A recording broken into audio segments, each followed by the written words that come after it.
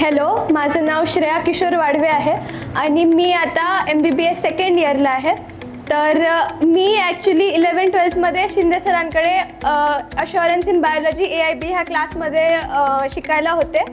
तर मग जेव्हा फर्स्ट टाईम ॲडमिशन घ्यायचं होतं तेव्हा माहीत नव्हतं कोणत्या क्लासमध्ये जायचं आहे. तर मग ऑनलाईन कोर्सेस केले. आमची कोविड बॅच होती, सो मग आम्ही ऑनलाईन कोर्स केला. तर त्याच्यामध्ये लेक्चर्स बघून फर्स्ट हँड समजलं की बायो शिंदे सरांकडेच लावायचे, कारण की सरची टीचिंग त्याच पॉईंटला एवढी आवडली होती आणि ते पण ऑनलाईन क्लासेसमध्ये.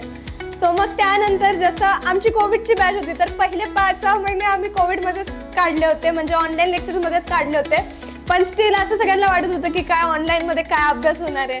बट स्टील मला जास्त प्रेफरेबल ऑनलाईन वाटत होता. मग ऑफलाईन एकदा क्लासेस सुरू झाले तेव्हा तर एकदम बेस्ट होतं शिंदे सरांचं टीचिंग.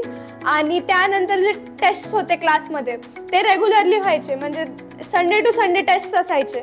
सो मग कधी पण MCQ सॉल्विंग कमी पडायचे नाही. तर मग तेवढे तुम्ही MCQ सॉल्व करत आहे जेवढे तुम्ही होमवर्कमध्ये सॉल्व करत आहे. आपले AIBचे मॉड्यूल्स होते, आम्ही ते पण यूज केले होते. तर त्याच्यामध्ये पण आम्ही पर वीक मला वाटते 300 to 400 क्वेश्चन्स बायोचे सॉल्व करायचो. तर क्वेश्चन प्रॅक्टिस पण खूप चांगली व्हायची आणि सर पण हे क्वेश्चन सॉल्व करून घ्यायचे आणि रेग्युलरली डाऊट डिस्कशन घ्यायचे. आणि सर पर्सनली जेवढे पण डाऊट्स होते ते सगळे सर स्वतःहून बघून घ्यायचे. सर न्यूमॉनिक्स पण खूप एवढे बेस्ट द्यायचे की ते एकदा आठवण राहिले की नंतर विसरायचंच काम नाही. आता पण आम्ही MBBSमध्ये आहे. तर मग जे आमचे न्यूमॉनिक्स होते सरचे ते एवढे बेस्ट होते की आता पण जेव्हा म्हणजे सरने ह्युमन फिजिओलॉजी पूर्ण सरने शिकवलं होतं. तर मग ह्युमन फिजिओलॉजी जेव्हा MBBSमध्ये होतो, फर्स्ट इयरमध्ये फिजिओलॉजीचा सब्जेक्ट आहे. तर जेव्हा ते शिकत होतो तेव्हा पण सरने जे पॉईंट शिकवले होते नीटच्या प्रिपरेशनमध्ये ते MBBSमध्ये कामी पडत होते. तर तेव्हा आठवण येत होतं की सरने हे शिकवलं होतं, शिंदे सरने हे शिकवलं होतं.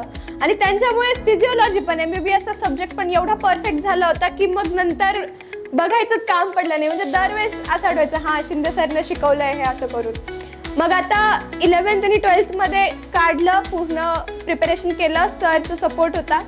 मग त्यानंतर टेस्ट सिरीज दिली. टेस्ट सिरीजमध्ये पण स्कोअर फ्लक्च्युएट होत राहायचा, पण सर म्हणायचे की तुम्ही कॉन्स्टंट राहा, आधीपासून अभ्यास केला आहे, पुढे पण कामीच येणार आहे, तर तुम्ही टेन्शन फ्री होऊन पेपर द्या.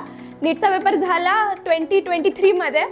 त्यानंतर मला 625 मार्क्स आले होते नीटमध्ये आणि माझं selection Byramjee Jeejeebhoy college Pune, GMC Pune इकडे सिलेक्शन झालं माझं.